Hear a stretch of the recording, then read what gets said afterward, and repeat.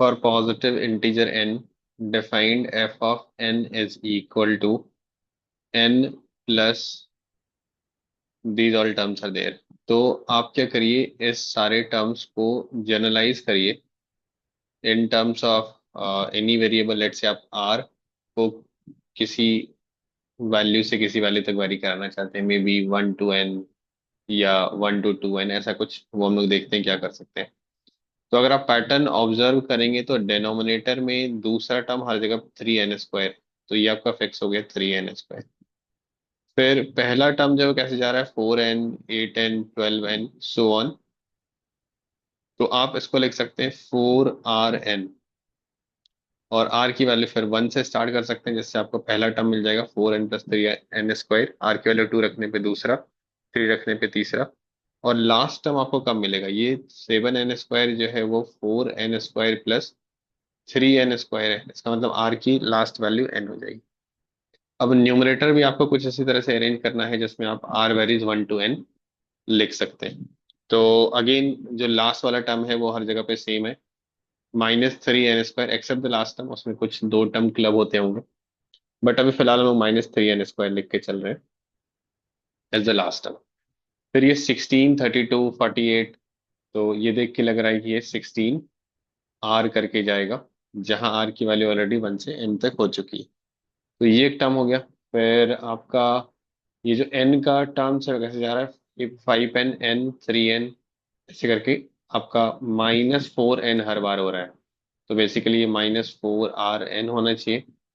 लेकिन अगर आप r की वैल्यू 1 रखते हैं तो आपको क्या मिलेगा, 16 तो मिल जाएगा, -3n² मिल जाएगा।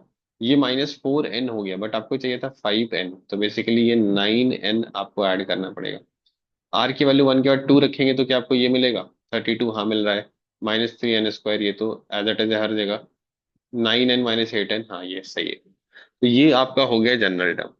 ठीक है, अब इसको थोड़ा सिंप्लीफाई करिए। तो बाहर n रहने दीजिए, यहाँ पे लिखिए sigma r varies 1 to n। नीचे देखिए 4rn - 3n² है, और यहाँ पे एग्जैक्टली उसका नेगेटिव है। तो आप इसको दो पार्ट में स्प्लिट कर दीजिए।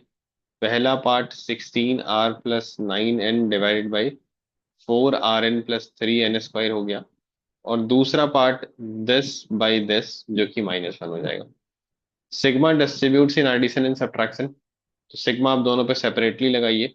तो जैसे आप 1 को ऐड करेंगे n number of times, r की वैल्यू 1 रखते हैं तब भी 1 1 1 ही रहेगा, और r की वैल्यू 2 रखते हैं तब भी 1 1 ही रहेगा। तो ये 1 तो आपका 1 ही रहेगा, बट आप n टाइम्स ऐड कर रहे हैं। तो ये n plus sigma r varies 1 to n, 16r + 9n divided by 4rn + 3n²। और ये वाला आपका -n हो जाएगा जब सिग्मा से बाहर आएगा, which is there to cancel this n। अब आप लिमिट एज अ सम की प्रॉपर्टी लगाएंगे, जिसमें आप लिमिट को डेफिनेट इंटीग्रेशन में चेंज करते हैं by converting r/n into x and 1/n to dx। तो आप ऊपर नीचे n² से डिवाइड कर दीजिए। Sigma r varies 1 to n, 16r/n + 9 whole multiplied by 1/n। Below आपका हो गया 4r/n एंड 3। आपने ऊपर नीचे n² से डिवाइड कर लिया। ये 1/n आपका किधर चला जाएगा, dx में चला जाएगा।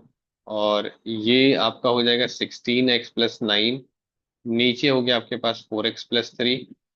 और ये जो आपका सिग्मा है, जिसको हम डिस्क्रीट समेशन बोलते हैं, ये आपका कंटीन्यूअस समेशन में कन्वर्ट हो जाएगा इंटीग्रेशन। तो इसका इंटीग्रेशन कहाँ से कहाँ तक, तो r जो आपका वेरिएबल ऑफ सिग्मा है उसकी इनिशियल वैल्यू 1 है, तो जैसे आप r की जगह पे 1 रखेंगे तो x क्या हो जाएगा, 0 हो जाएगा। 1/n is 0 because n is tending to infinity, है ना। Limit n tends to infinity पे आपको इसकी वैल्यू निकालनी है fn की। तो limit n tends to infinity, f of n कितना हो जाएगा, ये 0 हो गया। और इसमें जब आप r की फाइनल वैल्यू n रखेंगे तो r/n विच इज n/n, ये आपका 1 हो जाएगा। 0 से 1, 16x + 9/4x + 3 dx।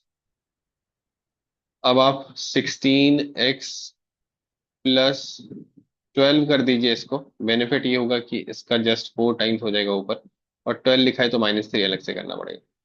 तो this is very simple observation. पहला टर्म इससे आपका 4 हो गया, जो कि एक कांस्टेंट टर्म है, और दूसरा टर्म हो गया 3/4x+3। इंटीग्रेशन को आप चाहें तो अलग अलग भी कर सकते हैं, कि 4 का इंटीग्रेशन और इसका इंटीग्रेशन, लिमिट हर जगह पे 0 से 1। तो पहला पार्ट आपका क्या हो जाएगा, ये आपका 4 का इंटीग्रेशन माइनस 10 का इंटीग्रेशन। तो ये हो गया 4, यहां से हो गया 3/4 log 4x+3। ये जो 4 डिवीजन में आ रहा है, ये एक्स एक ऑप्शन की वजह से आ रहा है। अब लिमिट आप इसकी क्या रखने वाले हैं, 0 से 1 रखने वाले हैं। तो ये लिमिट आप रख दीजिए 0 से 1। क्या आंसर आएगा यहाँ से, 4 आपका बाहर रहेगा, -3/4। 1 रखा तो log 7 हो गया, और 0 रखा तो log 3 हो गया। log m minus log n is log m, log m by n।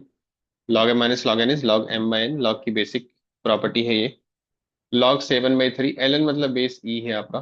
तो यही आपका आंसर होना चाहिए, 4 - 3/4 log 7/3 बेस ई, जो कि ऑप्शन बी है, दैट इज आंसर।